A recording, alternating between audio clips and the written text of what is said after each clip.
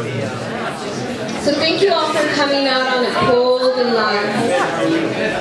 potentially rainy night. This is the fourth in the hopefully long-running series of Rocky Point readings.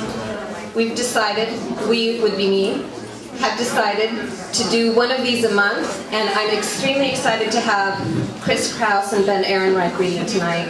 I've decided not to do kind of traditional introductions for people, so I've asked the writers to give me recipes, and so I will be introducing the writers through their recipes.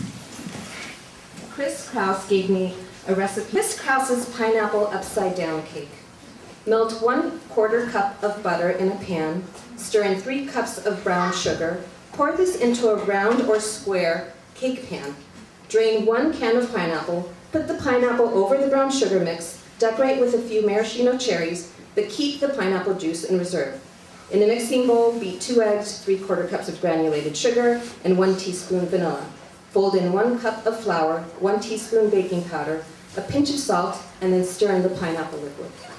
Pour batter into the pan, bake 40 minutes or so in a 350-degree oven.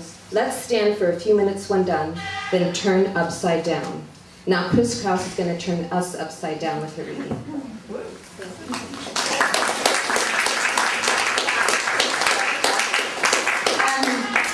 I'm going to read from my new book that I've been working on. It's called Summer of Hate, and I'm going to just kind of jump into the middle. So I guess, not very much needs to be said really, but I guess I should just tell you who the 2 main characters are that you'll see in this chapter.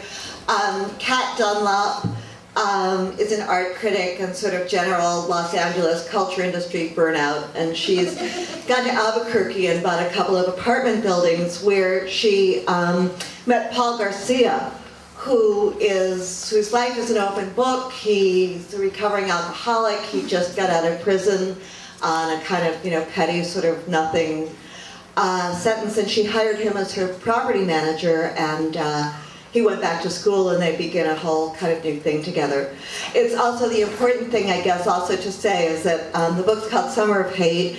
It's set kind of in the epicenter of the Bush-Cheney era, summer of 2006, mostly in the Southwest, in Arizona, when all the border stuff was going on, and New Mexico. The 8th chapter is called Clutch. Dear Dr. Delaney, Paul wrote to the chair of the UNM Psychology Department Honors Program. I am interested in psychology because I want to gain an understanding of the way people's minds work.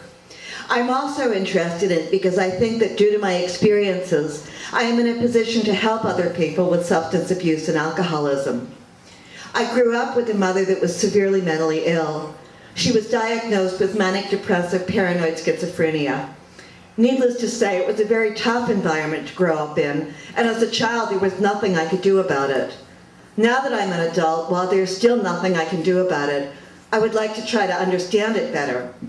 I think that if I can understand mental illness in its various forms, I can maybe understand me better. I can understand why I feel the way I do inside, and why I've had the life I've had. Through this understanding, I might be able to help others as well. Growing up was terrible, and the only thing that took my mind off of the everyday chaos was alcohol. I started drinking when I was 16 years old. The other reason I would like to study psychology is that I would like to become a substance abuse counselor.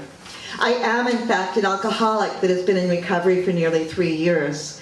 Since I was 16, I drank to escape. I drank to get drunk and not to have any feelings. Little did I know that I was just postponing my feelings, so to speak. I started getting into trouble with the law shortly after that, and this began my colorful history with it. I got into fights, got DWIs and other nonviolent crimes. Finally, I ended up going to prison for 2 years and am now on parole. I'm very happy to be in recovery, and I think that I can help others get into recovery. It has been my experience that most people with addiction problems are more ready to listen to someone who's been there. I realize there's still plenty to learn, and I would like to do that in order to become a counselor to help